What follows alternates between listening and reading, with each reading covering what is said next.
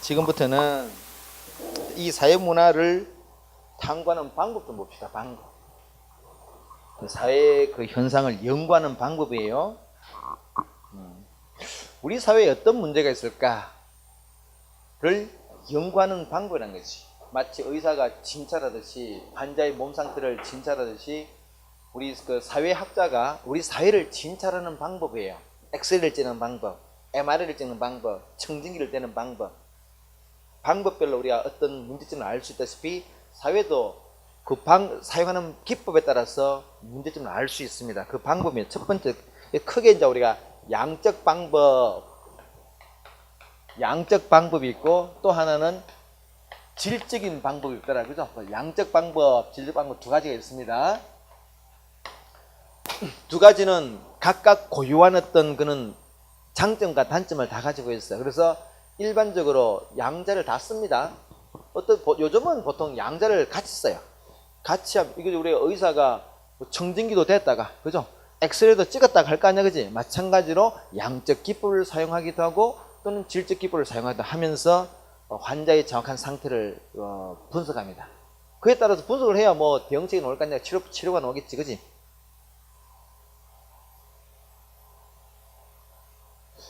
치료가, 내가 오늘 병원에 하여튼 뭐 서류를 하나 떼기 위해서 병원 근데 우리나라 있잖아요. 이 서비스, 그게 서비스가 공공 서비스 간에 사적 서비스 간에 굉장히 좋아요. 진짜 이 서비스 순위 정말 뛰어납니다. 이게 우리가 이러면 되게 뭐 외국이 우리보다 훨씬 서비스 좋을 것 같죠? 그건 아닌 것 같아요. 우리가 훨씬 서비스 순위 좋아요. 오늘 나도 병원 가서 그 서류 끊으면서 내가 깜짝 놀랐어요. 얼마나 친절한지 상상을 초월할 정도로 친절해. 어쨌든 자, 그래서 그 병원에 이제 가듯이 우리 사회를 연구하는 방법이라는 거죠. 자, 그러면은 두 가지가 있다. 요 양이란 말 자체가 우리 양이란 이 양자죠. 우리 수량이에요, 그죠? 수량. 뭔가 이렇게 10개, 뭐 20개, 뭐 100g 이런 수치를 중시하는 그런 기법이고, 요거는 질적이니까 우리가 수량과 좀 관계없이 질적으로 들어갑니다. 일단 그게 직관적인 그런 느낌이고, 양적 기법은 이제 우리 페이지 넘겨볼까? 우리 저 뒤에 놓으죠. 내가 잘 옮겨놨으니까. 자, 그래서 자, 우리 새 교재 14페이지 펴보시면은 그게 실정적 연구 방법의 사례가 보이죠. 그죠? 이제 그거를 좀 한번 분석해 보겠습니다. 자, 기존에 책 가지신 분들은 우리 이 사례가 눈에 익을 거니까 똑같은 얘기입니다. 다시 한번 보도록 하겠습니다. 여러분들 좀 공부를 좀 하신 분들은 이래야 돼요. 내가 수업 시간에 우리가 여러 차례 했기 때문에 내가 어떤 주제에 대해서 어떤 이야기를 하게 되면 여러분들이 어떤 특정 주제, 어떤 내용에 대한 표현 자체가 우리가 보통 잘 모르는 내용을 들었을 때 탁탁 걸리잖아요, 그죠? 그런 게 없어야 돼요. 그래서 여러분들은 쭉 들으면서 내가 새롭게 내가 모르는 내용이 있는가를 잘 찾아내야 돼요. 그래서 그런 것들은 반드시 체크를 해가지고 확인하고, 이게 공부하신 분들과 처음 하신 분의 차이점은, 처음 하신 분들은 아무것도 모르기 때문에 다 신경 써야 되지만은 두세 번 하신 분들은 쭉 들으면서 자기가 탁탁 걸리는 것들만 체크를 해가지고 그걸 나중에 복습할 때 집중적으로 복습해야 돼. 그래야 전반적으로 문제 해결되겠죠. 어쨌든 자, 그래서 이 사례를 보도록 하겠습니다. 이게 이제 가장 양적 기법의 전형적인 사례라는 거지. 여러분들 앞으로 이제 요 사례를 여러 번 보시면서 이해가 되면은 충분합니다. 개별적인 내용들은 이 안에 다 있어. 한번 볼게요. 보통 이렇게 진행되는 거지. 예를 들어서 보이다시피 게임을 많이 하면은 게임을 하는 것 자체가 아이들의 어떤 학업 성취와 어떤 관계가 있을까? 보통 이거는 부모들이 걱정하는 부분이잖아요, 그죠? 게임을 하면은 애들이 혹시나 뭐 성적이 좀 떨어지지 않을까 걱정을 많이 합니다.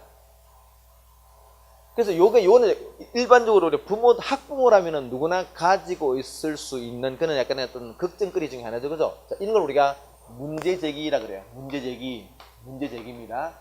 다르게 말하면은 걱정거리, 궁금하다, 예, 궁금하다. 그냥 요거는 그냥 우리 부모들이라면은 누구나 학부모라면 누구나 그냥 그 머릿속에 가지고 있는 걱정 사항이에요. 그럼 이거는 이제 그 사회학자라면은 그냥 걱정만 하지 않고 과연 그게 뭐 근거가 있는 걱정인지 없는 걱정인지 사회학자라면은 연구를 해보겠죠. 자, 그래서 뭘 하냐? 게임을 많이 하면은 학업 성적이 떨어질 것이다. 이렇게 일단 우리가 그럴 것이다라고 가정을 해보고 그게 맞는지를 한번 검토해 볼 수 있습니다. 그래서 이걸 우리가 가설 이렇게 말해요. 가설. 이 가설이란 말은 굉장히 중요한 말인데요. 이 가설이란 말은 임시 결론이에요. 그럴 수도 있다. 그럴 수도 있겠다. 일단 임시적으로 또는 잠정적으로 이렇게 결론을 내려보고 놓고 맞는지를 이제 연구해 본다는 얘기죠. 그래서 이게 우리 이 가설이에요. 가설입니다. 근데 여러분 내가 여기서 표현을 약간 다르게 하고 있죠, 그죠? 그래서 이 학업 성취도 이렇게 똑같은 표현을 쓸까요? 성취. 게임을 많이 하면은 성취도가 떨어질 거다. 이렇게 만약에 걱정했으면 요거를 여기서는 뭐 그냥 그 게임과 성취도 사이 어떤 관계를 걱정했는데 여기서는 구체적으로 가설의 그냥 단순한 문제 제기랑 가설의 차이점은 여기서는 얘랑 방향성이 안 나타나있죠, 그죠? 근데 여기는 뭐가 있죠? 방향이 나타나. 그죠? 여기 방향이라는 게 있죠. 게임을 많이 하면은 성적은 또는 성취도는 떨어질 거다. 또는요, 게임을 많이 하면은 성취도가 좋아질 거다. 이렇게 일정한 방향이 주어진. 그래서 여기서 보통 부모들이 걱정하는 게 이거 말은 이게 안 좋다고 걱정하죠. 그죠? 이렇게 해서 일반적인 그런 어떤 관심을 이렇게 표현하겠습니다. 방향을 주었어요. 보통 이 가설은 중요한 게 요게 여러분 요거를 우리가 독립변수라 그래요. 독립변수라 그러고 얘를 종속변수라 그럽니다. 항상 여러분 가설은 독립변수와 종속변수로 구성되어 있습니다. 종속변수란 말은 뭔가 종속이라는 말체가 영향을 받는다 그 말이죠. 누구의 성취도라는 것은 뭐에 영향을 받는다고? 예. 그래서 얘는 독자적으로 움직이고 얘는 얘에 따라서 영향을 받는다. 그래서 이거 독립변수, 종속변수 또는 독립변인, 종속변인 뭐 다 같은 말입니다. 하여튼 가설은 저렇게 구성되어 있어요. 자, 그러면 이게 맞는지를 검사하려면은 조사를 해봐야 되겠죠. 그래서 우리가 연구할 때 그냥 연구하지 않고 다 계획을 짜야 되겠죠, 그죠? 그걸 우리가 보통 연구 설계한다 그럽니다. 여러분들 뭐 친구들이랑 놀러 갈 때도 그냥 놀러 가지 않죠, 그죠? 야, 오늘 우리 저녁에 뭐 해볼까? 뭐 할까? 뭐도 하고 이것도 하고 저것도 하고 그게 계획 짜는 거잖아요, 그죠? 하물며 연구할 때도 당연히 그죠? 계획을 짜야 되겠죠? 그걸 우리가 보통 연구 설계한다 그래요. 연구 설계라고 해요. 연구 설계한다. 자, 그럼 여러분 이 연구 설계라는 것은 그럼 구체적으로 이런 사항이 맞는지 뭐 그런지를 검토하기 위해서 보통 구체적인 연구 기법들이 있습니다. 나중에 합니다만은 뭐 실험을 해볼 수도 있고 면접을 볼 수도 있고 뭐 설문지를 돌려볼 수도 있고 뭐 여러 가지 방법이 있는데 일단은 보통 이 정도 주제라 그러면은 보통 질문지를 돌립니다. 질문지를 돌려. 즉 질문지 한 1000장을 쫙 복사해 가지고 사람들한테 쭉 나눠줘 가지고 어떤 답변을 해소해 가지고 통계를 내본다는 이야기죠. 지금 질문지 낼 때 여러분 질문지 낼 때 질문지 안에 문항을 작성해야 되겠지, 그지? 어떻게 물어볼까? 이렇게 물어보겠죠. 자, 이 문제 보세요. 당신은 하루에 뭐 게임을 몇 시간, 우리 상식적으로 볼 수 있는 당신 하루에 게임을 몇 시간 합니까? 뭐 몇 시간? 게임 시간. 두 번째, 당신의 학업 성취는 어느 정도입니까? 이렇게 물어보면 여러분, 하루에는 게임 몇 시간 합니까? 이건 우리가 답변할 수 있잖아요. 그죠? 뭐, 안 한다, 한다면 1시간, 2시간. 근데, 당신의 학업 성취는 어느 정도입니까? 그러면은, 이거 무슨 귀신 신화를 깐 소리냐, 그죠? 내가, 이게 뭐냐, 이게 뭐, 학업 성취 뭐지? 근데 뭐, 당신의 기말고사 점수가 몇 점이냐 물어보면 내가 답을 할 수 있죠, 그죠? 근데 성취도라는 뭔지 모르죠. 그래서 우리가 보통 학업 성취도란 말은 굉장히 추상적인 말이고, 그래서 그걸 학업 성취도를 우리가 딱 답변할 수 있는, 딱 질문했을 때 답변할 수 있는 구체적인 사례, 중간고사 성적 또는 기말고사 성적 또는 뭐 쪽지 시험 점수, 모의고사 점수, 그렇게 바꾸고 물어봐야 되겠지, 그지? 그래야 답변할. 그래서 요거를 이렇게 물어보지 않고 뭐 중간고사 점수 이렇게 물어봅니다. 그러면 저 몇 점인데요? 그래서 요런 좀 추상적인 내용들을 요렇게 바꿔주는 요 작업을 우리가 개념의 조작적 정의라 그러죠. 굉장히 중요한 편입니다. 그래서 우리가 이렇게 물어보기 시험에 조금 어렵게는 이렇게 물어볼 수 있습니다. 개념의 조작적 정의는 질적이냐, 질적 연구냐, 양적 연구냐, 주로 양적 연구에 쓴다. 왜? 양적으로 우리가 답변해야 되기 때문에. 두 번째, 개념의 조작적 정의가 이루어지는 단계는 문제 제기 단계냐, 가설 설정 단계냐, 연구 설계 단계냐. 연구 설계. 그죠? 오케이. 자, 그래가지고, 그것도 1000명, 100명한테, 보통 예로 500명한테 물어볼 것인가, 1000명한테 물어볼 것인가, 2000명 물어볼 것인가. 여러분, 사실 우리가 이 표본조사라는 것은, 우리가 제일 좋은 거는 사실은 전수조사가 제일 좋아요. 전수조사란 말은, 한 명도 빠지면 다 물어보는 거죠, 그죠? 근데 여러분, 그거는 좋지만은, 다 이게 그죠? 돈이 문제가 아니다. 비용이 너무 많이 들어요. 그러니까 보통 전수조사하는 거 뭘 합니까? 샘플을 뽑아 표본조사하죠. 그래서 표본조사할 때, 요 정도라면 한 1000명 정도 물으면 좋아요. 1000명. 100명은 너무 적어. 2000명은 너무, 그것도 좀 표본이 커. 그래서 한 1000명 정도 물어봅니다. 어쨌거나 이렇게 우리가 결정을 해 나가야 된다. 그죠? 결정을 해 나가야 돼. 자, 그래가지고 쫙 돌려가지고 뽑았습니다. 회수를 해가지고 합니다. 그럼 이제 자료, 수집, 분석, 자, 검증 들어가요. 자, 결론 낸다는 얘기죠. 결론 냅니다. 자, 그 결론을 한번 볼까요? 자, 그 교재 한번 볼까요, 여러분?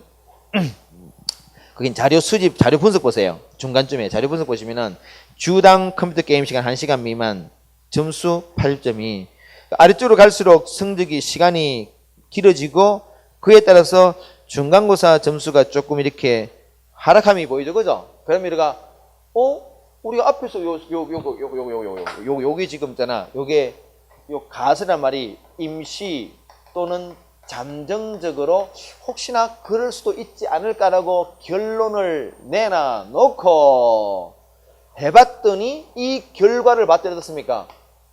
딱 그렇잖아요, 그지? 진짜 게임을 많이 하니까 게임을 많이 하니 성적이 떨어졌다. 그래서 이게 확인이 됐다는 거죠. 그럼 그럼 요 내용은 더 이상 잠정적인 어떤 결론이 아니고 확실한 결론이 됐죠. 그죠? 그래서 이때 이 결론은 앞에 이 가설이 의미하던 잠정적인 결론이 아니라 이거는 말 그대로 확실한 결론이 됐어요. 그래서 요걸 우리가 뭐라 해요? 이걸 우리가 일반 법칙이라 그래요. 일반 법칙. 일반 법칙 또는 이걸 우리가 일반화한다 말씀입니다. 일반화한다. 우리가 보통 일반화란 말은 그거죠. 특별한 예외가 없으면은 그런 조건에 들어가면은 그런 결과가 나온다 이 말이에요. 그래서 특별한 사정이 없다면은 아이들이 게임을 많이 하면은 성적이 떨어질 거라고 우리가 일반화할 수 있겠죠. 자, 그래서 이제 이렇게 우리가 이런 어떤 이 임시 결론을 내놓고 어떤 구체적인 사례를 통해서 이 검증 과정을 통해서 확실한 결론을 우리가 확인했어요. 그래서 이걸 우리가 이 결론을 우리가 일반 법칙이다, 일반화 이렇게 표현한다는 거죠. 그러면 이렇게 이제 일반 이 결론을 냈으면은 이런 게 확실하다는 얘기지. 그러면은 뭔가 정책적인 제한을 할 수 있을 거예요. 학교에다가 애들 너무 컴퓨터 게임 못하게끔 방해 전파를 쏜다든지, 학교에다가 강의실에다가 와이파이 접속 못하도록 방해 차단 전파를 쏜다든지, 아니면 셧다운제 같은 거지. 그런 쪽으로 근데 학부모 입장에서는 학교장이라든지 교육감한테 제한할 수 있겠죠, 그죠? 그래서 정책 제한하게 됩니다. 여기서는 셧다운제 볼까요? 셧다운제. 보통 이런 식으로 우리가 이렇게 어떤 문제가 있을까? 저 게임과 성적 간에 이런 문제가 있지 않을까라고 문제를 제기하고 검증 과정을 통해서 확인하고 나서는 여기까지 확인을 여기서 끝나는 게 아니고 제한. 그죠? 이래야 우리가 뭔가 돈 들인 뭐가 있을까? 효과가 나겠지, 그지? 요렇게 하는 것을 말하고 이걸 양적 연구, 아까 우리가 1시간, 몇 시간, 2시간, 그죠? 뭐 점수 몇 점 다 계량, 이걸 우리가 계량화한다. 계량화 또는 수치화. 다 같은 말입니다. 계량화, 수치화. 이게 뭐 이렇게 연구하는 것 자체가 이제 첫 하나의 방법이라는 거죠. 근데 보통 여러분 여기서 보다시피 그 뭐 너 몇 시간 게임하니? 점수 몇이니? 점수가 몇 점이니? 이런 과정을 통해서 우리가 분석한 것은 사실은 심도 있는 분석은 아니에요. 보통 게임을 많이 하니까 성적은 떨어지. 여러분 꼭 게임을 많이 해서 성적 떨어진다는 보장은 없다는 거죠. 여기서는 뭐만 나타나냐? 그러한 텐던시, 즉 경향이 나타난다는 것만 보여주는 것이 심도 있는 분석은 아니에요. 그래서 거기 좀 아쉽습니다. 그래서 뭐가 필요할까요? 질적 연구가 추가로 따라져야 돼요. 자, 일단 보겠습니다. 자, 그래서 우리 이거 교재, 여러분 14페이지 그 교재에서 그게 연구 설계 단계에서 개념의 연구 설계 단계 가설과 연구 설계에서 질문 조사 내용이 약간 디테일하게 다르죠, 그죠? 그래서 가설에서는 학업 성적에 되어 있고 연구 설계에서는 중간고사 성적이니까 관로 속에 뭐라고? 개념의 주력적 정의라고 표현한다는 걸 꼭 기억하시고요. 오케이. 자, 넘어보겠습니다. 앞으로 넘어와서 9페이지 보세요. 9페이지 첫 번째 우리 실증적 연구와 해석 연구 이거 비교 테이블입니다. 실증 연구와 해석 연구 비교 테이블. 제일 첫 번째 앞에 이거 비교 테이블 나오잖아, 그죠? 실증 연구와 해석 연구의 비교. 자, 그래 실증 연구 보세요. 관로 속에 뭐라 습니까? 이거를 요걸 우리가 양적 연구라 그래요. 양적 연구를 우리가 실증적 연구라고 표현합니다. 똑같은 말에 그냥 익히셔야 돼요. 양적 연구는 어떠냐? 자, 이런 연구를 해서 궁극적으로 우리가 알고 싶은 게 요걸 알고 싶은 거, 그죠? 그래서 우리가 요걸 알기 위해서, 여기는 확실한 결론인 얘를 알기 위해서 확실한 결론이 아닌 임시 결론을 내놓고 연구에 들어갔죠. 그래서 우리가 이는 양적 연구의 궁극적인 목적이 뭐냐? 요걸 알고 싶어요. 그리고 일반 법칙을 발견하는 것, 이렇게 말합니다. 그 일반 법칙을 발견하기 위해서, 요걸 하기 위해서 뭐가 필요하다고요? 가설이 필요한 거지, 그지? 그랬어요. 목적은 일반 법칙을 발견하는 것이다. 전제는 뭐냐? 요렇게 보통 우리가 이 계량화 방법을 쓰는 게 주로 자연현상을 연구할 때 이 방법을 쓰잖아요, 그죠? 주로 뭐 강우량, 강설량, 그지? 다 계량화하죠. 측정해서 수치로 나타냅니다. 이렇게 마찬가지로 사회현상도 계량화하는 기법은 자연현상과 사회현상이 본질적으로 다르지 않다는 전제를 깔고 있어요, 이게. 자, 그래서 보세요. 첫 번째, 전제 조건 첫 번째 보시면은 자연현상과 사회현상은 같더라. 그래서 관로 속에 방법, 이론, 논 같은 방법이라는 거죠. 같은 방법이다. 두 번째, 연구자와 대상자를 분리한다. 정서적으로, 감정적으로 섞이지 않습니다. 분리한다. 너무 당연하죠. 탐구 방법 보세요. 계량화, 그리고 통계적 분석한다. 그리고 두 번째는 개념의 조약적 정의가 이루어진다. 그래서 여기 단점은 여러분 제일 마지막에 보시면 이게 좀 깊이 있는 연구가 안 돼요. 그래서 특히나 뭐 정신적인 세계를 우리가 연구 못 합니다. 자, 그래서 옆에 질적 연구가 필요해요. 질적 연구를 우리가 해석적 연구라고 말하기도 합니다. 자, 그럼 여러분 이게 페이지 넘겨서 한번 볼까요?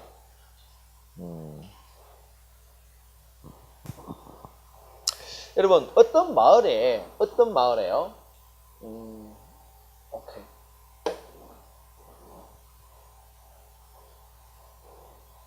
그럼 뭐 이렇게 합시다. 여러분 어저께 오늘 아주 진짜 재난 사건들이 많거든. 여러분들 우리가 미디어를 안 접할 수 없기 때문에 보다 보면은 나는 요번에 누구야 어금니 아빠라는 그 사건을 보면은 내가 불쾌해서 미치겠어. 이상해. 기분이 묘해지는데. 그래서 그 딸 같은 경우 있잖아요. 그죠? 그 딸이 그래서 자기 친구를 유인하는데 공모라 그게 공모인지, 그는 굉장히 이는 범죄 심리적으로 분석을 좀 해. 그는 단순히 그 아이가 공분자가 아닐 수도 있어요. 이게 왜냐, 정신적으로 너무 의존각이기 때문에 그는 우리가 법에서는 이렇게 하면 그를 범행을 도구로 사용해, 도구. 마치 그 아이가 사람으로 활용된 게 아니고요. 자기 어떤 자의식을 가지는 사람이 아니라 꼭 그 칼 같은, 즉 범행 도구, 도구로 이용했다 그러면은 그 아이는 죄가 없어요.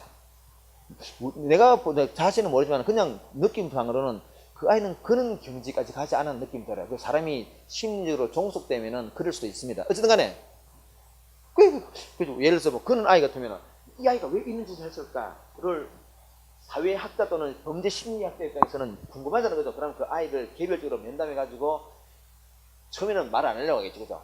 처음에는 당연히 입을 안 뗍니다. 그러면은 분위기가 어떤 간에 우리가 그 라포르면서 어떤 신뢰관계를 형성해 가지고 심도 있게 접근해 들어가면은 그 아이가 마음을 좀 열 수 있어요. 그러면은 이제 물어보고 그 말하기 시작하면은 뭔가 우리가 전혀 예상치 못했던 뭔가 속내를 드러낼 수 있겠죠. 그렇게 들어가는 게 질적 또는 해석이다. 달리 말하면 그 사람의 심층을 해석한다. 이게 해석적 기법. 이 질적 연구는 앞에서 봤던 양적 연구가 좀 부족했던, 아쉬웠던, 좀 깊이 있는 연구를 보완해주는 그런 어떤 장치 역할을 하기도 합니다. 자, 그러면 이거는 있잖아요. 이 질적 연구는 아까 우리 앞에서 봤던 이거 뭐 컴퓨터 게임과 성적 간의 관계는 그래 전반적인 경향성을 좀 알고자 그 했는데 이거는 그게 아니죠, 그죠? 그게 아니고 이 아이가 왜 이런 행동을 했을까를 즉 개별적인 사례를 좀 이해하고 싶어요. 요거의 목적은 뭡니까? 이거의 목적은 개별적인 사례를 이해하는 것이기 때문에 이걸 연구할 때는 가설을 설정할 필요가 없습니다. 이거는 그냥 가설 없이 하면 가설 필요 없고 그 아이를 1대1로 면담하면서 우리가 분석하겠죠, 그죠? 이거는 가설 필요 없어요. 왜? 일반 법칙을 찾는 게 목적이 아니기 때문에. 여기서 여러분 뭐가 중요하냐? 보통 이때는 여러분 보통 면접을 많이 합니다. 면접법. 이 질적 연구의 연구 기법으로서는 구체적으로 면접을 많이 봅니다. 면접 보면서 그 아이가 가지고 있는 정신세계 있는 걸 분석해 보려고 해요. 그래서 여기서는 여러분 여기서 중요한 것은 요거예요. 우리 앞에서 우리 양적 연구에서 중요한 것은 주로 양적 연구는 주로 통계적인 분석을 많이 합니다. 아까 봤다시피 뭐 컴퓨터 게임을 몇 시간이니까 컴퓨터 게임 시간과 성적 간의 어떤 관계 그게 주로 다 통계를 내는 거죠, 그죠? 근데 여기서는 그런 기법을 쓰지 않고요. 직관 통찰 또는 감정이입 이런 연구를 통해서 그 아이의 심층상 분석에 들어갑니다. 직관 통찰이라는 말은 이 말이에요. 이거는 우리 어떤 그 사태를 이해하기 위해서 뭐 3단 논법 이런 게 있습니다. 뭐 대전제, 소전제 이래가지고 그런 방법이 있지만은 그런 게 아니고 이거는 그냥 딱 봐서 하는 거지. 그 직관 통찰이에요. 이 직관 통찰 여러분 얼른 보면 이게 그게 뭐야 이런 말 들었다는 거죠. 근데 이게 틀릴 수도 있어요. 직관 통찰의 장점 뭐냐? 단점은 좀 감각에 의존하다, 그지? 틀릴 가능성이 많은데 또 한편으로는 경우는 역설적으로 거꾸로는요 굉장히 정할 수 있어요. 직관 통찰 또는 감정이입적 이해란 말은 우리가 공감하는 거야. 우리가 이런 질적 연구를 할 때 연구자가 가져야 할 태도 중에 하나가 공감해 주는 거예요. 공감, 감정. 그래서 만약에 그 아이의 어떤 왜 그런 행동을 할 수밖에 없을까? 그거를 우리가 충분히 이해해 주려 그러면은 내가 그 아이의 입장이 돼 줘야 돼요. 그렇게 해봐야 그 아이의 어떤 그 처지가 이해되지. 내가 딱 연구자가 발장을 딱 끼고 냉담한 상태에서 그래 말 한번 해봐. 그러면 상대방이 말을 공감에 이해가 안 된다 그러고 그래. 이런 것들이 중요하다, 그죠? 자, 한번 보도록 하겠습니다. 자, 그래서 아까 우리 거기에 교재 9페이지로 넘어와서 그 실정지 연구와 해석 연구 비교를 페이블을 다시 보도록 하겠습니다. 해석 연구 보세요. 이 해석 연구는 목적이 뭐라고요? 이거는 일반 법칙이 아니에요. 뭐예요? 개별적인 어떤 사회적인 어떤 사건을 이해하는 것. 이걸 이렇게 표현하고 있죠. 사회 현상의 의미를 이해한다. 그게 이제 좀 두리뭉실하게 표현하겠지만은 아까 이런 사례 그죠? 어떤 아주 독특한 케이스를 우리가 이해해보자는 거지. 전제 조건은 뭡니까? 자연현상과 사회현상이 본질적으로 달라. 그렇기 때문에 사회현상을 연구하기 위한 독특한 별도의 기법이 필요해요. 그게 뭐라고? 세 번째, 직관 통찰, 감정이입적 이해란 말이죠. 그래서 여기서는 뭐가 중요하냐? 이 아이의 속마음을 읽는 게 중요하기 때문에 우리가 어떤 일기장 있는 것들, 그죠? 일기장, 친구들과 나누는 것, 뭐 카톡 이런 것. 그래서 우리가 이런 걸 비공식 자료라 그러죠. 그 비공식 자료가 이런 연구에서 많이 그 중요한 가치를 발휘합니다, 실제로. 그 정도 볼까요? 자, 그래서 이제 페이지 넘겨보시면은, 그 뒤에 10페이지 보시면은 내가 뭐 수량화라 말하는데, 모든 걸 다 수치로 바꾸는 거, 그걸 수량화하는 것이고요. 다음 예는 거기에 중요한 거, 그리고 또 개념의 조약증이라는 말도 했고요. 일반화, 앞에서 설명 나왔던 표현들이기 때문에, 그 10페이지 있는 요 내용들은 그 앞에 요 용어들을 다시 혹시 이해 못할까 추가적인 설명을 놨으니까 참고로 읽어보시길 바랍니다. 자, 그럼 밑에 그 하나만 본다면 딴 게 아니고요. 그 동그라미 밑에 개념의 주역적 정의 보세요. 이게 예를 들어서 여러분 어떤 마을에 장수 마을이 있습니다. 또 그 동네 그 노인네들이 좀 오래 살아요. 그럼 그 연구자 입장에서는 이 동네 노인분들 왜 오래 살지? 공부할 수 있다는 거죠. 그 어떤 하나의 어떤 법칙성을 발견할 수 있을까 싶어서 연구에 들어갈 수 있습니다. 그러면은 그래서 뭐 설문지를 작성해서 물어봐요.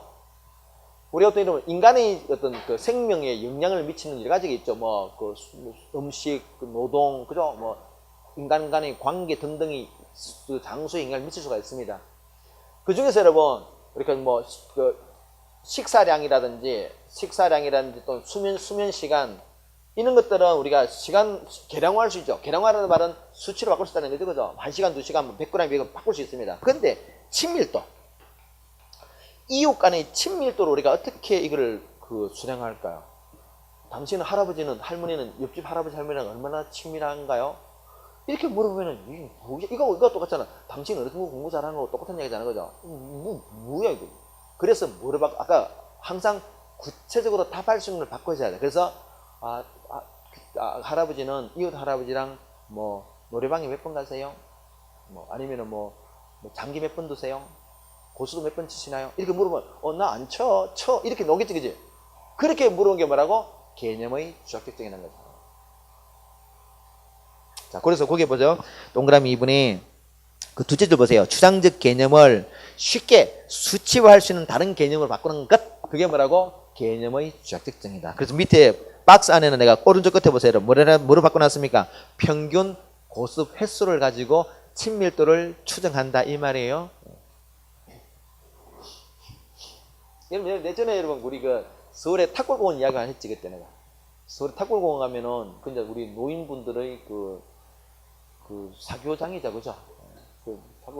탁골공원 가면은 노인분들 그 노인분들은 한때 젊었을 때는 굉장히 잘 나가실 분들이 많아요. 뭐 보면은 본인 나름대로 있잖아. 아주 근사하게 빼입고 나오셨어요. 근데 하얀 백구두에다가 하얀 신발에다가 하얀 모자를 써주고 본인에 대해서 아주 멋쟁이에요. 진짜 실제는 저분이 한 젊었을 때는 잘 나갔겠다라는 느낌이 들긴 있어요.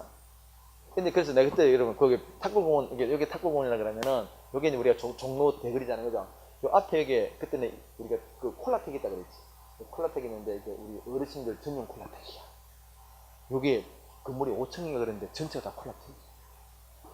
여기 엘리베이터가 있는데 할아버지 할머니 이렇게 줄 서 있는데 할아버지들이 이렇게 어슬렁어슬렁 된다 그죠?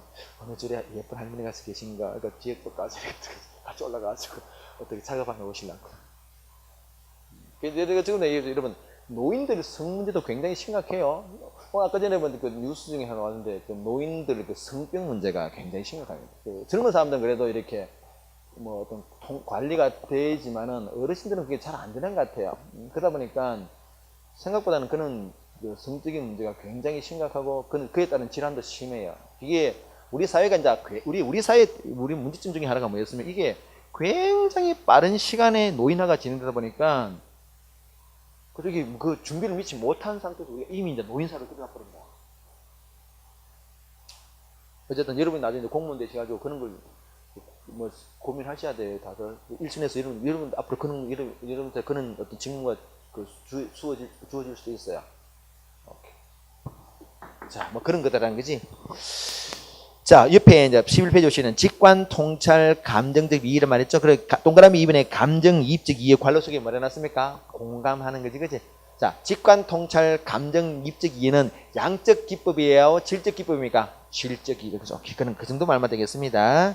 그리고 한쪽 관로 4번에 보세요. 오늘날에서는 질적 연구와 양적 연구를 어떻게 한다고? 상호 보완한다. 뭐 그게 결론 밑에까지 읽어볼 필요도 없어요. 그냥 상호 보완한다. 상식적이겠지, 그지? 배타적이진 않잖아, 그죠? 오케이, 배 넘기겠습니다. 자, 좀 더 이제 세부적으로 한번 보도록 하겠습니다. 이 페이지 넘겨보시면은 양갈로 이번에 사회 문화 현상의 지금부터 이제 구체적인 연구 과정이에요. 좀 전에 우리 사례를 다 봤다는 거죠. 여기 있었는데. 우리 그 있었는데 그 컴퓨터 게임 있었는데 누가 지웠지? 우리 방금 직원이 지웠구나. 여기 컴퓨터 게임 내가 지우진 않았는데. 누가? 땡큐. 고마워.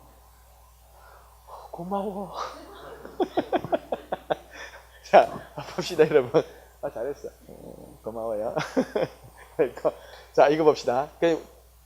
자, 여기 딴 게 아니고, 그래, 내가 한 번 더 쓰지. 고마워. 문제제기.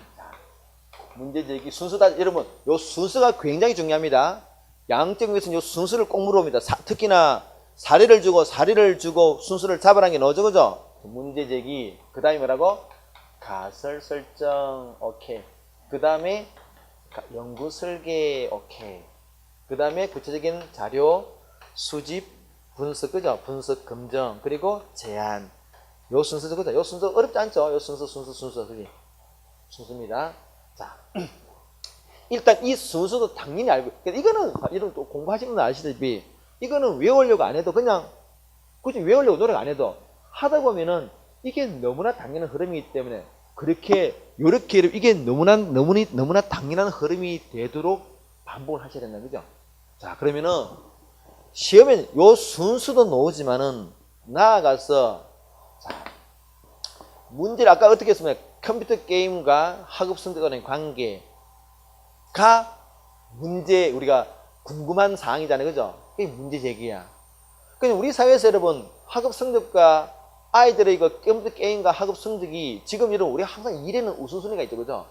일에는 우선순위가 있어요. 우리 복잡한 일들이 얼마나 많아. 근데 그 중에는 우리가 모든 걸 다 할 수 없고 그저 나한테 가장 중요하다는 일을 내가 우선하겠죠, 그죠? 여러분들은 지금 가장 우선순위가 뭐예요? 공부하는 거잖아요, 그죠? 여러분들 지금 연애도 해야 되고, 그죠? 뭐 하고 싶은 게 하고 싶은 것도 많고, 해야 되는 것도 무지 많은데, 여러분 일단 피 끓는 청춘을 주치라고 이게 앉아있잖아요, 그죠? 이 시간에, 이때 지금 코프도 있으면 이거 들이키고 있어야 되는데, 이 앉아있는 자체가 뭐예요? 이게 우선순위라는 거지. 여러분의 가치가 지금 개입되어 있어. 그래서 문제 제기 단계에서 뭐가 들어갔냐? 여러 가지 복잡한 것, 다양한 것 중에서 이 A라는 연구자가 이 연구를 했단 말은 뭔가니까 이 연구자는 이걸 가장 중요하게 생각한다. 그리고 우리가 가치 개입되어 있다 이렇게 말하는 거죠.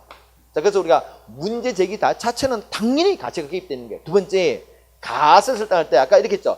컴퓨터 게임을 많이 하면은 성적은 이렇게 했지만은 어떤 연구자에 따라서 이렇게 그죠? 컴퓨터 게임을 많이 하면은 성적은 올 거라고 가설을 설정할 수 있어요. 근데 이 연구자는 지는 어떻게 생각해? 지는 이렇게 생각하는 거지, 그지? 그 연구자 A라는 연구자에 뭐가 포함되어 있습니까? 가치가 개입돼요. 그래서 가치계. 이것도 가치계. 연구 설계. 연구 설계죠. 1000명한테 물어볼 것인가? 2000명한테 물어볼 것인가? 실험법 할 것인가? 그죠? 면접 볼 것인가? 그 중에서 이 A는 이 연구를 수행하기 위해서 어떤 방법이 가장 좋다고 생각했습니까? 질문지. 그래도 몇 명한테 물어보는 게 좋다고? 1000명한테. 뭐라고요? 이 연구자의 판단이 들어가 있다. 같이 개입되어 있다. 그 다음에 자료수 이거는 이제 기계적으로 정리하는 기계적으로. 수문지 돌려가지고 이거는 기계적인 게. 그 다음에 여러분 이렇게 이제 결론이 나왔어요. 그랬더니 셧다운제 합시다. 여러분 부모 입장에서 학교 교장이나 교육감한테 제안할 수 있는 사항이 셧다운제밖에 없겠습니까? 다른 게 많겠지. 근데 이 A라는 사람은 뭐가 가장 시급하다고 맞다고요? 셧다운제. 이게 가장 효과적으로 받겠지, 그지? 그 연구자의 뭐가 들어있다? 가치가 개입됐다. 요 단계 꼭 기억하세요. 그래서 우리가 가치가 개입되는 단계는 뭐? 문제 제기, 가설 설정, 연구 설계, 그리고 끝에 뭐? 어렵진 않습니다. 외우려고 하지 마시고 지금 내가 이해할 수 있는 팁을 막 드리고 있으니까 그래 그렇지 이거 외우려고 그러면 안 돼. 천천히 보세요.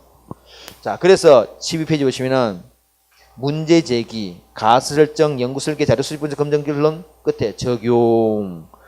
그 밑에 보면 적극적, 소극적 일만은 다 무시하시고 그냥 가치 개입 끝에 가치 개입. 중간에 자료 수집부터 이 결론 도출까지는 가치 중립. 달리 말하면은 연구자의 어떤 주관적인 판단이 들어가면 안 돼요. 그냥 데이터 있는 그대로 받아들여야 돼요. 이거를 자기 아니야 이건 이런 의미지라고 왜곡하면 안 됩니다. 그냥 그대로 받아들여야 돼요. 자, 그래서 이 전체 프로세스가 아까 우리가 귀납과 연역의 방법이다. 이 전체 프로세스는 뭐라고? 이게 연역이더라고. 왜요? 가설을 설정하고 이 가설을 검증에 들어가기 때문에 이거 우리가 연역이다. 그죠? 연역이다. 그지? 연역이에요. 연역이다. 오케이. 그 정도 하시고요. 자, 밑에 이제 우리가 한가 조금만 더 보겠습니다. 밑에 이제 가설과 관련했어요. 아까 여러분 이 가설은 독립변수와 종속변수로 구성되어 있다 그랬죠? 컴퓨터 게임을 많이 하면은 성적은 떨어질 거야. 그 컴퓨터 게임과 성적 간의 관계는 얘가 종속변수고 종속변수고 종속이라는 게 뭔가 의존한다는 얘기죠. 뭐에 의존한다고요? 그래서 얘가 독립변수야. 얘는 독자적으로 움직인다면은 여기에 따라서 얘는 왔다 갔다 할 것이다. 독립, 종속. 우리 가설은 딱 독립변인과 종속변인으로 딱 구성되어 있어요. 근데 이 가설에서 이제 하나의 핵심은 아까 말씀드린 요게 우리가 가설이 바람직한 가설은 어떤 경우가 바람직한 가설이냐? 아까 말씀드린 요 둘 간의 관계의 방향이 나타나야 돼요. 가설 안에. 그래서 컴퓨터 게임을 많이 하면은 성적은 오른다 또는 내린다. 이와 같이 어쨌든 간에 방향이 나타내지 이건 안 된다 그죠? 게임은 성적과 관계 있다. 이거는 가설이 아니란 거죠. 게임과 성적은 관계 있대. 오케이 알겠는데 어떤 식으로 관계 있단 말이냐? 그게 안 나와있기 때문에 이는 가설은 가설이 아니에요. 자, 그래서 밑에 보세요. 동그라미 2번의 가설 설정에 기억에 보면은 가설이 갖추를 속성이 나오죠. 그 그림을 그려야죠. 그지? 검증 가능성, 변수 간의 관계 명확성, 가치 중립등 우리 그림입니다. 여러분들은 옛날 책도 12페이지, 그죠? 위에 보면 나오지, 그지? 그림이 나오잖아, 그죠? 이것은 이제 이러면 시험에 나올 만한 것은 그 변수 간의 관계 명확성, 그리고 가치 중립적 진술, 이 정도는 얼마든지 나올 수 있습니다. 그래서 요걸 간단하게 좀 보도록 하겠습니다. 그래서 13페이지 보시면은, 자, B 보세요, B. 가설은 변수 간의 관계가 명확해야 된다. 좀 말씀드렸죠, 그죠? 밑에 이제 그림, 문장 보세요. 문장 2 한번 볼까요? 문장 2.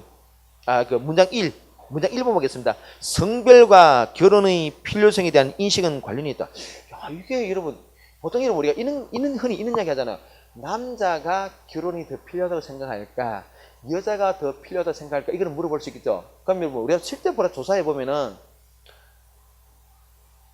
일반적인 통념에 따라 마찬가지로 아무래도 여자보다는 남자가 더 결혼이 필요하다고 보통 본다 그래요. 그래서 이거는 우리가 방향이 나타나있죠. 근데 여성보다는 남성이 더 결혼이 필요하다고 생각. 이거는 우리가 방향이 나타나있다 그지? 그걸로 이야기하면은 남성보다는 여성이 결혼이 필요 없다고 본다. 이 말 똑같잖아요, 그죠? 여성과 성별과 결혼의 필요성에 관한 방향이 주어져 있습니다. 근데 이 문장은 뭐예요? 성별과 결혼의 필요성에서 인식은 관련이 있대. 이게 지금 가면 남자, 여자 아무런 추가적인 정보가 없죠. 이거는 가설이 아니라는 거예요. 그 이야기입니다. 오케이.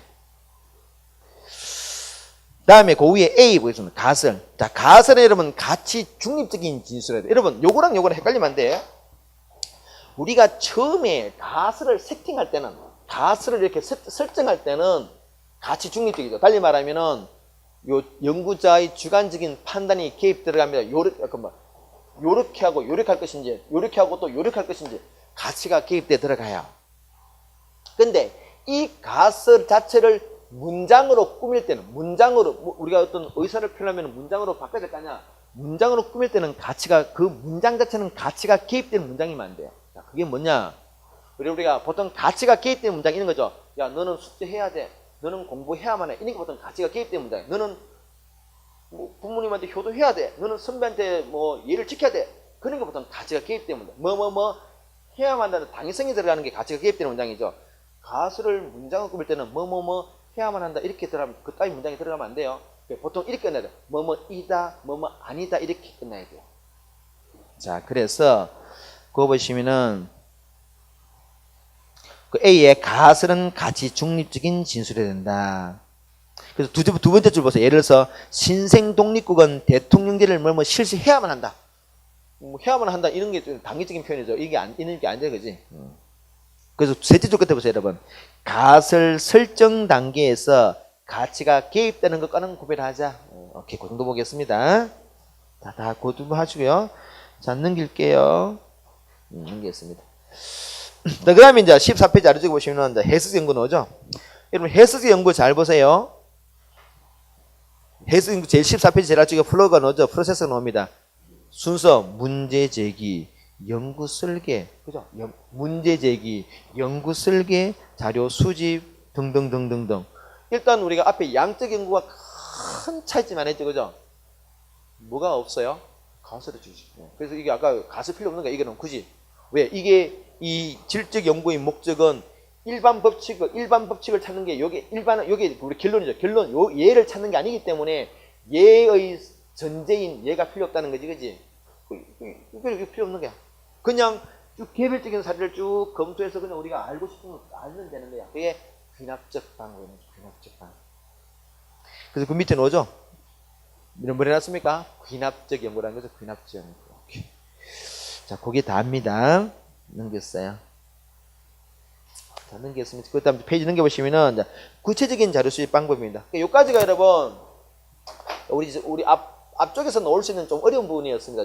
사실 굉장히 어려운 부분을 했어요. 우리 질적 연구, 양적 연구 이 두 가지가 시험에 종종 나옵니다. 잘 나오는 주제예요.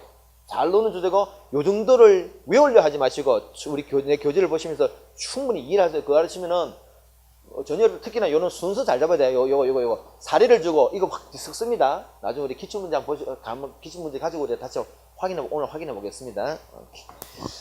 자, 다음에 이제 16페이지는 구체적인 자료 수집 방법. 아까 여러분 내가 뭐 질문지 우리 간단하게 맛을 한번 봤고요. 또 하나는 뭐 면접법 이런 것들이 자료 수집 방법이죠. 요걸 좀 더 이제 세밀하게 보는데 우리는 우리 시험에 놓을 만한 정도 수준에서 보도록 하겠습니다. 먼저 1번에 보시면은 질문지법 옆에 괄호 속에 뭐라 놨습니까? 실정이란 말은 주로 양적 연구 기법에서 쓴다, 사용된다, 쓰여진다 이 말입니다. 그것도 알고 있어야 돼요. 질적 기법이더라. 질적이라는 뜻은 뭐야? 질정적 기법입니다. 그래서 여러분 우리가 모두 우리 설문지 잘 알죠? 질문지 그지?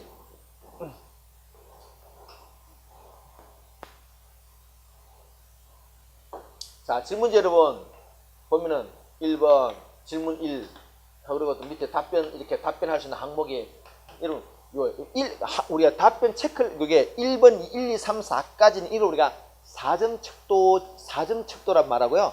5번까지는 오면은 5점 척도라 그래요. 보통 보면 4점 척도보다는 5점 척도가 좀 더 정밀한 그 답변이 유도됩니다. 두 번째 2번 그래서 이렇게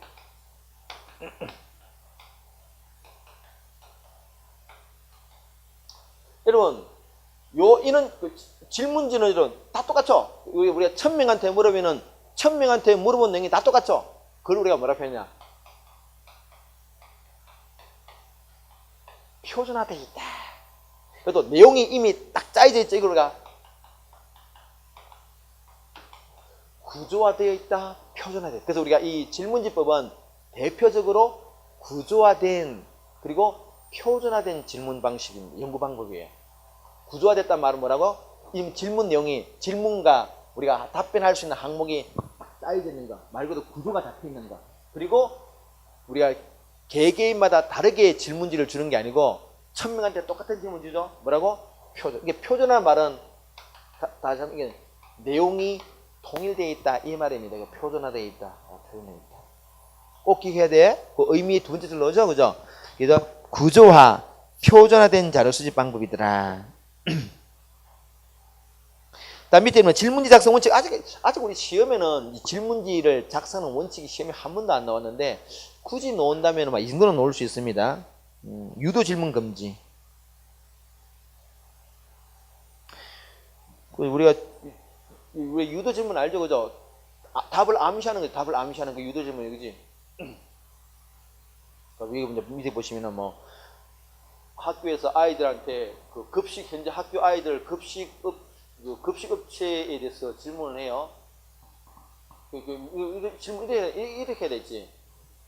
너는 학교 현재 급식업체에서 어떻게 생각하니? 그러면 제가 뭐 좋다 나쁘다 뭐 이렇게 답변할 건데, 학교 지금 급식에서 애들 되게 불만이 많은데 너는 어떻게 생각해? 그럼 답이 있잖아, 그지? 불만이 있다면서. 그렇게 질문을 그렇게 하면 안 된다는 거지, 그지? 유도 질문하면 안 돼요. 실제로 이제 유도 질문하면 안 되는데, 유도 질문 하는 경우가 있지, 그지? 어떤 특정 목적을 가지고 질문지를 악용하게 되면은, 의외로 그 유도 질문을 특히나 정치 시즌이 선거 때 되면은 굉장히 유도 질문이 팽팽합니다. 보통 중립성을 중립적으로 말한다면 사실은 세밀하게 뜯어보면은 교묘하게 어떤 특정 후보를 이렇게 유리하게 질문지를 꾸릴 때가 굉장히 많이 있어요.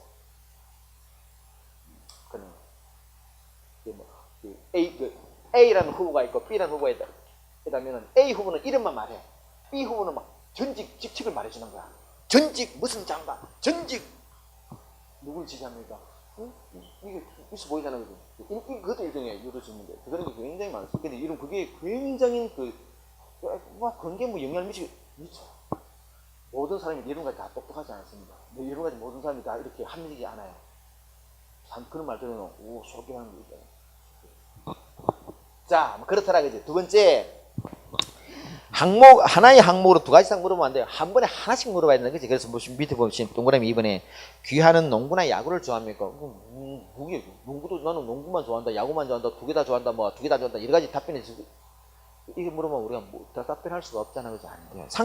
너무나 상식적이면 이거는 사실 문제라고 말할 것도 너무나 상식적이야. 세 번째, 중복되면 안 돼. 1번에 당신은 뭘 좋아하냐? 한식, 중식, 양식, 프랑스. 양식과 프랑스식이 서로 겹치잖아요, 그죠? 안 되는 것들. 이런 것들입니다. 오케이. 자, 됐고요. 오른쪽에 그 정도 보겠습니다. 여러분, 오른쪽에 확인학습 하나 볼까요? 확인학습 거기 보시면은 일단 확인학습에 그 안에 제시문을 질문까지 한번 읽어보세요. 문제를 읽어보라고.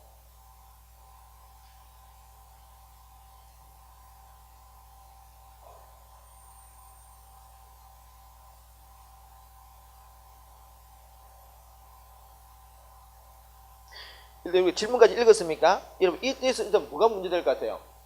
이거 유도 질문이 그지? 또 한편 여러분 예민하게 봐봐요. 지금 급식도 만족도를 조사하는데 2학년, 3학년 학생 전체 학급 중에서 두 학급만 뽑아내서 물어봤대요. 전체 학급 중에서 딱 두 학급만 뽑아내가지고 물어봤대요. 그럼 그 두 학급의 생각이 전체 학생의 생각으로 말할 수 없겠죠. 자, 그런 걸 우리가 나중에 합니다만 이런 걸 우리가 표본의 대표성이 없다 이렇게 말합니다. 굉장히 중요한 내용이에요, 이게. 그래서 우리가 이 표본을 뽑을 때는 무작위 추출법이라 그래서 아주 확률적으로 공통적으로 뽑아내줘야 되는데 딱 그냥 전체 한 10반인데 1반, 2반만 나와 이거 안 된다는 거죠, 그죠? 1반, 2반 각 반별로 근데 10명씩 뽑아낸다든지 그렇게 해야 되는데 1, 2반 그게 대표성이 없어요. 자, 그래서 1번에 보세요. 1번에는 맞죠? 특정 응답이 유도되고 있다. 2번에 뭐가 있어요? 대표성이 필요했다. 그럼 여러분 이는 질문지법의 큰 장점 중에 하나가 16페이지 제일 앞쪽에 장점의 동그라미 이용을 보세요. 이게 이제 여러분 앞으로 우리가 이런 걸 많이 하는데 이 자료 수집 방법이 가치가 달리 말하면 연구자의 주관이 어떤 편견 또는 왜곡이 편견이 개입될 가능성이 가장 낮아요. 좀 상당히 객관적이라는 얘기죠. 그래서 이게 큰 장점입니다. 수집자의 가치 개입 여지가 없다. 달리 말하면은 객관성을 유지할 수 있는 가장 좋은 방법 중에 하나가 이겁니다. 자, 그래서 여러분 그 정도 보겠습니다. 자, 페이지 넘겨서 18페이지 실험법이에요. 또 마찬가지로 관료 속에 뭐가 있습니까? 실증적 연구야 양적 연구 주로 쓴다는 얘기죠. 이게 실험법이라는 게 말 그대로 실험실에서 다 실제로 이제 연구한다는 얘기, 여러 가지 그 조건을 바꾸어 나가면서 우리가 마치 과학 실험 연구실에서 실험하듯이 실험한다는 얘기잖아요, 그죠? 가장 정밀하겠지 사실은, 그죠? 여러분 양적 연구 기법에서 가장 양적 연구 양적 스타일이 뭐냐? 이 실험이에요, 실험. 자, 그래서 거기 봐봐요. 그 의미의 그 최저조 보면은 여기서는 여러분, 자 우리 실험법 한번 봅시다. 오른쪽 밑에 여러분 18페이지 아래쪽에 있죠? 실험법 사례 나옵니다. 잘 한번 볼까요? 이게 클래식. 자, 클래식 음악을 들으면은 성적이 좋아진다. 클래식 음악을 이렇게 교실에다가 단단하게 클래식 음악을 아주 비트가 좀 이렇게 너무 빠른 거 말고 이렇게 차분하게 유도할 수 있는 클래식 음악을 쫙 깔아주면서 아이들이 공부하게 하면은, 학습하게 하면은 성적은 좋아질 거다라는 애들이 많이 가설을 설정합니다. 이게 맞는지를 우리가 맞는지를 연구하기 위해서 보통 이렇게 하겠죠. 여러분 우리가 구체적인 이론을 모른다 하더라도 이게 맞는지를 연구하려고 그러면은 한 반이 있습니다. 한 반이 있어요. 한 반이 있고 또 반을 두 개 나눈 거예요. 이렇게 반을 두 개 나눕니다. 나눠가지고요. 요 반은 근데 사전 조사를 해가지고, 자 사전 조사를 합니다. 사전에 조사한단 말은 예컨대 요게 A반, 요게 B반 할까요? A반과 B반 있다 그러면은 A반과 B반을 두 패로 묶어가지고 나눠가지고 미리 사전에 조사해 봅니다. 뭐를 조사하느냐? 이 아이들의 성적을 조사해요. 근데 얘들의 평균 한 7점. 즉 성적이 비슷한 두 집단을 만들었다는 얘기죠. 만들었습니다. 그래가지고 A반에는 어떻게 하느냐? 말 그대로 이렇게 보는 거야. 이 반에는 계속 이렇게 음악을 틀어주고 분위기를 조성해주고, 그래서 음악을 들려줍니다. 얘네들은 그냥 평소와 같이 음악을 안 들려줘요. 이거는 이 X란 말은 뭔가니까 평소와 똑같단 말이고, 얘는 뭔가 추가적인 자극을 줬다는 얘기죠. 자, 그리고 나서 사후조사를 해봅니다. 한 6개월 뒤에. 사후조사란 말은 이 아이들의 성적을 다시 시험을 테스트를 해가지고 성적을 확인해 본다는 얘기죠. 그래서 만약에 얘는 90점이 나왔고 얘는 70점이 나왔어요. 여러분 만약에 B 집단이 없어요. A, B 두 집단을 가지고 두 집단이 비슷했는데 여기는 음악을 들려줬고 음악을 안 들려줬는데 성적이 있다 그러면 우리가 뭔가 더 달라졌네? 왜 달라졌지? 원래는 같은 놈들이 있는데 달라졌다 그러면은 이 달라진 원인은 우리가 상식적으로 뭐라고 추론해 볼 수 있겠습니까? 있고 없고. 그래서 여러분 우리가 이 B 같은 집단을 굳이 이렇게 끼워준 이유는 이 변화가 이렇게 변화했는데 이 변화가 이건지 아닌지를 우리가 알기 위해서 이 B 집단을 끼워놨잖아요. 그죠? 우리 A 집단 같은 집단은 우리가 구체적으로 음악을 틀었다. 이걸 우리가 다르게 표현하면 실험을 한 거야. 실험을 했다. 그래서 이거는 우리가 이거는 실험 처치라 말을 씁니다. 그냥 실험한 거야. 그래서 우리가 이걸 뭐라 표현합니까? 실험 집단이라 그러죠. 실험 집단. B 집단은 음악 안 틀어줬죠. 그냥 평소와 같이 했어. 달리 말하면은 이는 음악 같은 외부 자극이 들어가지 못하게 딱 막았다는 이야기죠. 통제 집단. 그래서 B를 통제당했다. 통제 집단이란 말을 씁니다. 그래서 우리가 이제 이 말 자체도 그죠? 이게 실험법이니까 실험 집단, 통제 집단 말이 있지. 실험법이 아닐 때는 이런 말이 있을 수가 없겠죠. 너무나 당연한 얘기야. 근데 이걸 갖고 물어봅니다. 사례는 질문집법인데 뜬금없이 실험 집단이라는 말로 하면 다 틀린 문장들이야. 우리가 문제 풀어보시면 느낌이 있을 거예요. 일단 조심하셔야 되고요. 두 번째는 왜 우리가 이 사전조사를 해봤습니까? 이게 만약 우리가 사전조사를 안 했더라면은 이게 성적이 좋아지는지 나빠지는지, 원래 얘네들이 공부를 잘하는 아이들인지 못하는 알 수가 없죠. 그래서 우리가 이 점수와 얘를 비교해 보니까 아하 얘가 원인이구나. 특히나 또 이것도 비교하고 이것도 이렇게 비교해 보다 보니까 아 이렇게 성적이 좋아진 것은 얘가 원인이다 이렇게 우리가 알 수 있겠죠. 그럴 목적으로 즉 이어서 음악이 뭡니까 이게 이게 독립변수죠. 얘가 독립변수예요. 얘가 종속변수죠, 그죠? 그럼 우리가 사전조사, 사후조사인 조사 대상은 얘를 그죠? 얘를 조사 그죠? 우리가 사전조사와 사후조사의 조사 대상은 종속변수예요. 그 종속변수를 사전조사, 사후조사하는 이유는 이 실험체 독립변수 즉 실험처치가 과연 유효했는지를 우리가 분석하기 위해서 미리 조사해보고 비교해본다 그죠? 시험에 이렇게 나오죠. 사전조사와 사후조사의 조사 대상은 독립변수였니 종속변수냐 물어보면 뭐라고요? 종속변수. 어렵지 않죠? 우리 시험에는 막 요 정도입니다. 이게 다예요. 자, 그래서 보세요 밑에 요까지 하고 좀 쉬겠습니다. 거기 그래서 동그라미 3번에 보세요. 동그라미 2번에 가설을 보시면은 음악 듣는 게 이제 독립변수고 그지? 학습 효과 향상 이게 종속변수가 되겠죠? 밑 동그라미 3번에 종속변수를 비교한다. 두째 줄 끝에 보세요 여러분. 사전검사와 사후검사의 목적이 뭘까? 왜 우리가 번거롭게 검사를 앞뒤 두 번 하느냐 이거지? 그 목적은 뭐라고요? 설정한 독립변수가 즉 음악을 들리는 이것이 과연 원인인가? 즉 종속변수의 변화를 초래했는지 이게 7변형 이 기준이 있어야 90점 이게 의미를 우리가 좀 더 부각되게 해주죠. 이게 없으면은 저 90점이 어떤 의미인지 잘 모른다는 이야기죠. 그런 목적 했다는 얘기죠. 오케이, 그럽니다. 자, 밑에 이제 4번에 독립변수, 그 실험집단, 통집단 단어가 보이죠. 그죠? 실험집단은 A집단이고, 왜 실험집단이냐? 1개월간 클래식 음악을 들려줬기 때문에, 달리 말하면은 실험을 했기 때문에, 실험 처치를 했기 때문에 실험집단이고, B는 그렇지 않았기 때문에 통집단까지. 잠시 끊겠습니다. 여러분, 큰 장점은 굉장히 우리가 정밀하게 접근할 수 있는데 큰 단점 중에 하나가 사람을 상대로 실험하기 때문에 인권 침해 문제가 좀 생길 수 있어요. 그래서 거기에 단점 보세요. 그래서 실험법 넣으면 항상 이걸 물어봅니다. 비윤리성. 인간적이지 않다는 이야기죠. 사람을 상대로 상대하니까. 여러분, 뭐 음악 들려주는 게 뭐 비인간적이에요. 이거는 그렇지만, 들어보면 이렇게 전기 자극한다든지, 뭐 약물 투이는 게 가능할 수 있습니다. 그런 것도 굉장히 비인간적이에요.